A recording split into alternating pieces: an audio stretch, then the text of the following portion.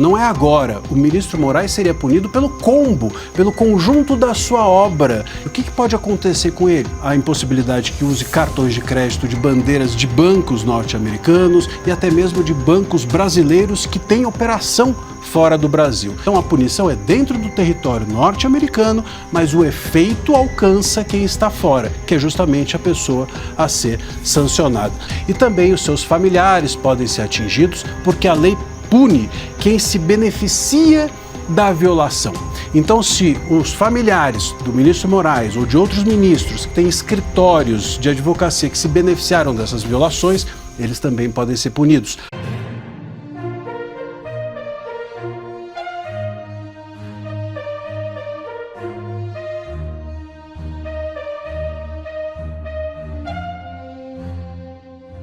Urgente! Governo dos Estados Unidos envia alerta para o Brasil sobre a atuação de Alexandre de Moraes. É isso mesmo. De acordo com o G1, o Ministério da Justiça confirmou que recebeu um ofício do Departamento de Justiça dos Estados Unidos contendo considerações sobre a atuação do ministro Moraes do Supremo. O gesto foi considerado incomum nos bastidores da diplomacia brasileira, já que só ditaduras têm tratamento parecido. Segundo fontes do governo, o documento aponta preocupação com decisões judiciais assinadas por Moraes que teriam impacto direto sobre empresas americanas. O ofício menciona especificamente ordens do ministro que determinou o bloqueio de plataforma no Brasil. A Rumble, empresa americana que se recusou a cumprir determinações do STF. Segundo o New York Times, o Departamento de Estado norte-americano avalia a possibilidade de restrições às autoridades envolvidas nos atos de censura, inclusive Moraes. E o efeito Alexandre de Moraes começa a respingar na economia, isso mesmo. O governo teme que possível sanção ao ministro atinja os bancos brasileiros. Sob reserva, o corpo jurídico de diferentes ministérios do Planalto recebeu nos últimos dias ordens para mapear possíveis consequências para empresas e autoridades no caso do ministro Alexandre de Moraes seja de fato sancionado pela Lei Magnitsky. A preocupação do governo é que os grandes bancos nacionais que operam nos Estados Unidos e fazem transações em dólar possam de alguma forma ser penalizados caso não suspendam as contas de Alexandre de Moraes. O cenário gerou preocupação, já que os bancos teriam que escolher ou fazem negócios com os Estados Unidos ou fazem negócios com Moraes. A situação é tão grave que chegou à mesa do cachaceiro Lula. O medo de que as punições possam atingir os bancos brasileiros fez com que o Itamaraty até o momento se calasse e não defendesse Moraes publicamente. Fato, inclusive, que irritou Moraes, que esperava uma defesa pública por parte do governo. O sinal vermelho foi ligado no Palácio do Planalto,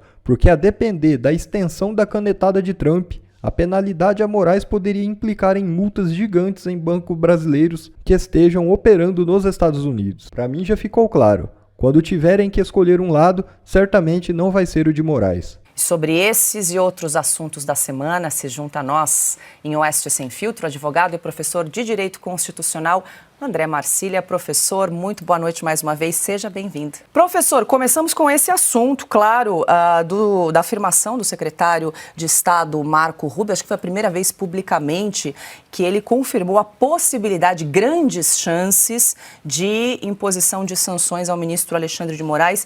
Na sequência, também veio uma publicação dizendo que seria possível, inclusive, estender essas punições, essas penalidades também a outros ministros do Supremo e às suas mulheres, cônjuges que têm escritórios de advocacia e com ações tramitando no Supremo Tribunal Federal. Gostaria muito de ouvi-lo a esse respeito, se essas punições realmente são possíveis e, inclusive, com a extensão, né, dessas penalidades para cônjuges de ministros do Supremo. Boa noite. Boa noite, perfeito. Vamos dar um apanhado geral sobre como é que funciona essa lei Magnitsky, que a gente estava aqui até brincando, é o mais difícil de aplicar a lei, é falar o nome dela, que já é um tanto complicado. Mas como é que funciona? Bom, é uma lei que visa punir ou sancionar estrangeiros, ou seja, quem não é dos Estados Unidos, por violações a direitos humanos. E aí a gente aqui tem no ministro Moraes o objeto perfeito para isso, porque liberdade de expressão é um direito humano. E isso tem acontecido, é bom que se diga, porque muita gente está dizendo assim, mas isso é sob encomenda por conta da questão do golpe, do inquérito do golpe, etc. O Eduardo Bolsonaro foi lá fazer isso, essa costura. Veja, desde 2019 nós estamos aqui no Brasil sofrendo violações à liberdade de expressão e aos direitos humanos. Eu, inclusive, como primeiro advogado dos inquéritos das fake news, posso te dizer que até hoje não tive acesso aos autos. Até hoje, o Mário Sabino, fundador da Cruzoé, e a Cruzoé estão dentro dos inquéritos e não se sabe por quê. Então, se isso não é violação à liberdade de expressão, a direitos humanos, eu não sei o que é. Nós temos aqui o Consta, inclusive, que é outro que tem sido vítima disso desde muito tempo nas suas redes sociais, na sua liberdade de expressão. Então, os exemplos são diversos. Não é agora. O ministro Moraes seria punido pelo combo, pelo conjunto da sua obra que tem feito desde 2019 até aqui, nos inquéritos diversos que hoje estão no STF. O que pode acontecer com ele? Pode acontecer dele ser atingido na sua vida financeira, dele não poder entrar nos Estados Unidos, e não só, mas ele não poderia ter. Isso são sanções que podem vir em camadas, não necessariamente todas virão, mas não necessariamente apenas uma virá. Então ele pode ter a sua vida, por exemplo, financeira fora, prejudicada, mas a sua vida financeira no Brasil também, com a impossibilidade que use cartões de crédito de bandeiras de bancos norte-americanos e até mesmo de bancos brasileiros que têm operação fora do Brasil. E também os seus familiares podem ser atingidos porque a lei pune quem se beneficia da violação. Então, se os familiares do ministro Moraes ou de outros ministros que têm escritórios de advocacia que se beneficiaram dessas violações, eles também podem ser punidos. Assessores que trabalham com o ministro Moraes ou que trabalharam com o ministro Moraes diretamente nessas violações podem ser punidos. Aliás, vale aqui a gente fazer o registro de que há alguns meses houve uma debandada de assessores do gabinete do ministro Moraes. Será que já não era até mesmo antevendo a possibilidade de que fossem punidos? Então, isso pode acontecer. E vale dizer que isso não tem nada a ver com ataque à soberania, como disse a OAB, como disse o próprio governo.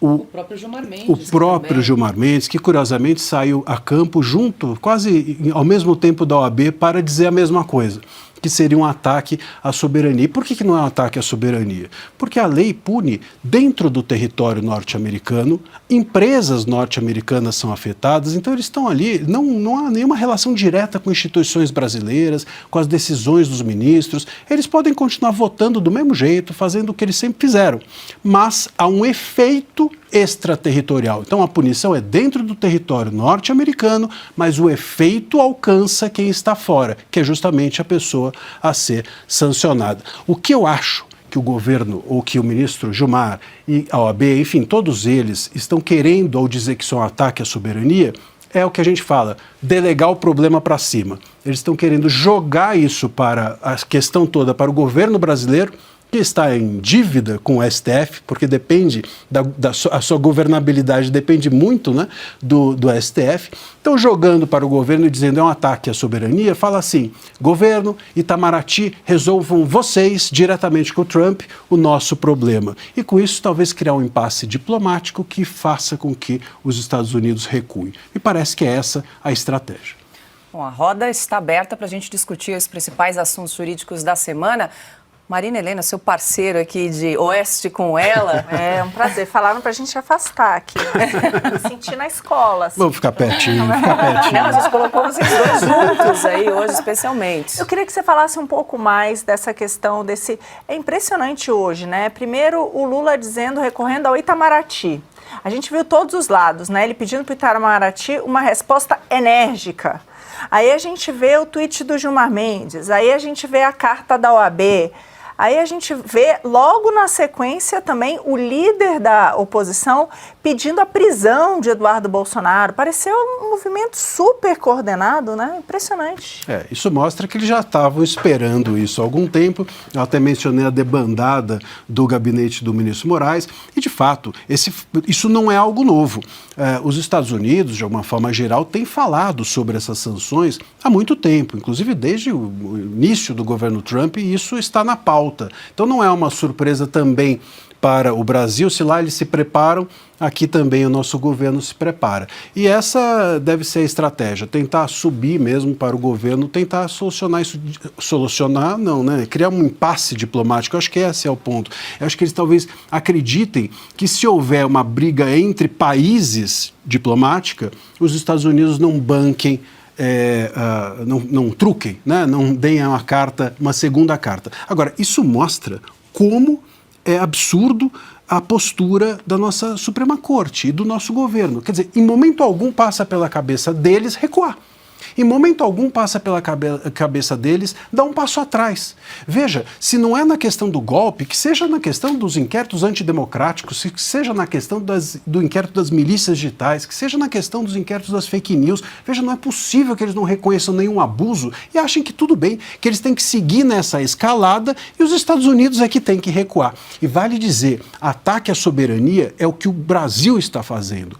Primeiro, com Barroso tendo confessado que pediu ajuda para o governo Biden para interferir nas eleições de 22, o que é grave e é crime.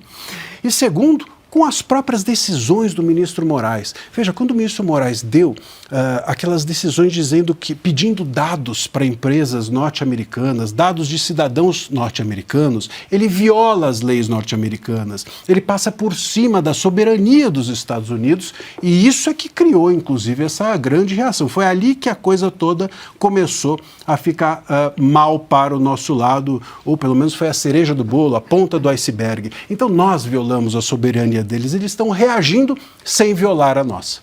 Deixa eu incluir os meus parceiros aqui de telão também nessa conversa. Rodrigo Constantino, claro que foi censurado, ele que é um cidadão americano e teve as suas redes sociais censuradas, com certeza esse é um caso, né, onde há violação explícita, objetiva da legislação americana. E meu caso está nas mãos da equipe que está analisando, né? Eu sou um cidadão americano. Na decisão do Moraes de tirar meu passaporte, me colocar sob censura e congelar minhas contas bancárias, há lá uma punição muito grande para as plataformas, para as redes sociais que não me banirem. E entre essas plataformas, corre em sigilo meu inquérito até hoje, né? Mas entre essas plataformas eu posso afirmar que está lá o Patreon. O Patreon é uma empresa americana, eu sou um cliente da empresa americano e quem quer ser meu patrono, como eu chamo, coloca cartão de crédito internacional no Patreon. O que isso tem a ver com o Brasil? Mas o Alexandre de Moraes, que acha que a jurisdição dele é planetária, ele pediu que o Patreon me banisse. Então esse tipo de coisa está lá sendo avaliada. Muito boa noite, Marcília. Eu quero perguntar o seguinte, o Magnitsky Act começou com Obama por conta lá do advogado que acabou morrendo nas masmorras do Putin, mas em 2016 virou o Global Magnitsky Act. Desde então, lá se vão 9 anos, foram 650 pessoas, né, sancionadas. Isso dá uma média de 70, 72 pessoas por ano, ou seja, eles não abusam disso. É para juiz cubano que persegue vítimas inocentes, Maduro ou do Putin, que atropelam direitos humanos.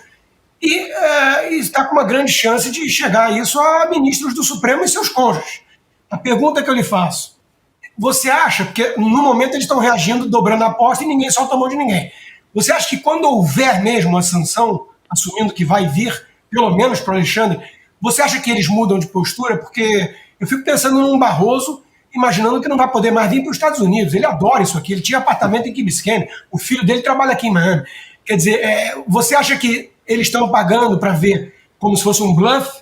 E se acontecer, vai ter uma mudança de postura no Brasil ou nem assim? A gente vai continuar dobrando a aposta e virar Venezuela? Olha, Consta, essa é uma boa pergunta e eu acho que vai depender muito de qual é a sanção, qual é a punição.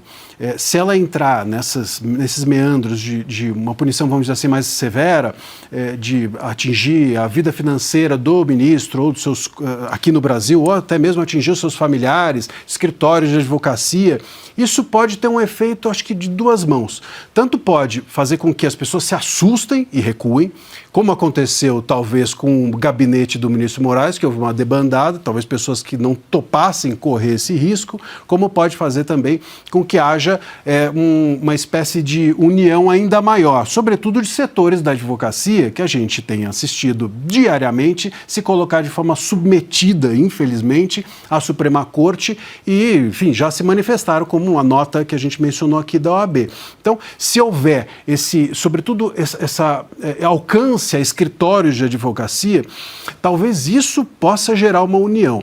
Mas eu participei de alguns debates, etc., e o que eu ouço de pessoas que têm ligação com o governo é de que o Moraes não vai recuar. Ao contrário, que a sanção vai servir como um elemento de jogar gasolina na fogueira, que vai apressar os julgamentos do inquérito do golpe, que vai fazer com que ele se torne talvez até mais agressivo ou severo. Então, e mesmo essa postura de buscar o governo para criar um impasse diplomático, enfim, eles não, nenhum gesto até agora é o de recuo, nenhum, né? Então, se não for algo que os assuste muito, me parece que não haverá nenhuma volta atrás. Eles não voltaram atrás até hoje, em momento algum. Vamos nos lembrar disso. Desde 2019, muitas vezes aconteceu uma outra decisão que a gente fala assim, opa, agora eles recuam, opa, agora vai haver uma abertura, né? Em nenhum momento isso foi real. Todas as vezes nós nos iludimos, caímos como patinhos, digamos assim. Então, eu não creio que será tão fácil fazer a nossa corte recuar. E, Costa, você me fez lembrar uma questão interessante. Eles dizem, né, que sancionar uma pessoa fora do país seria um atentado à soberania. Bom, mas e investigar o Musk, como o Moraes faz aqui? Aí não é, aí é tranquilo. O Musk está dentro dos inquéritos das milícias digitais e o Musk, inclusive, é um membro do governo norte-americano. Pedir para o ditador chinês também enviar um representante, pois né, para fiscalizar as nossas redes sociais. Pois é, é interessante isso também, né? Então, o Eduardo Bolsonaro costurar politicamente lá fora é criminoso para o governo, mas o governo costurar na China uma possibilidade de que uma pessoa venha aqui de confiança, palavras do Lula, do companheiro Xi Jinping, para regular a questão digital, aí não, aí é normal. Aí é uma atitude democrática. Professor, e seria inédito aplicar essa lei Magnitsky contra um cidadão brasileiro? Seria a primeira vez? Seria a primeira vez. Mas, como até o Constantino disse, a gente passa a se aliar ao que há de pior nas ditaduras, até hoje só ditaduras do pior tipo é que foram punidas, ou autoridades dentro dessas ditaduras. Então tem esse efeito também. Nós vamos receber, nós, Brasil, porque temos, veja, um tribunal que tem um ministro com um carimbo de violador de direitos humanos, não é um país sério. E que esse ministro continua com apoio popular, apoio da mídia, apoio da advocacia. Veja, como é que um país desse pode ser sério para investimentos estrangeiros, como é que pode ser sério para haver segurança jurídica aqui. Então, claro que isso nos prejudica a todos e a gente passa a receber um carimbo internacional de pária. Mas, por outro lado, ganhamos os olhos, a atenção de todo o mundo para o case de caos jurídico que vivemos aqui e talvez isso possa ser também uma porta de saída. Bom, pessoal, esse foi mais um vídeo. Eu espero que vocês tenham gostado. Se vocês gostaram, deixa o like aqui para fortalecer nosso canal. Logo eu volto trazendo mais informações da política para vocês. Um forte abraço, fiquem todos com Deus e até a próxima.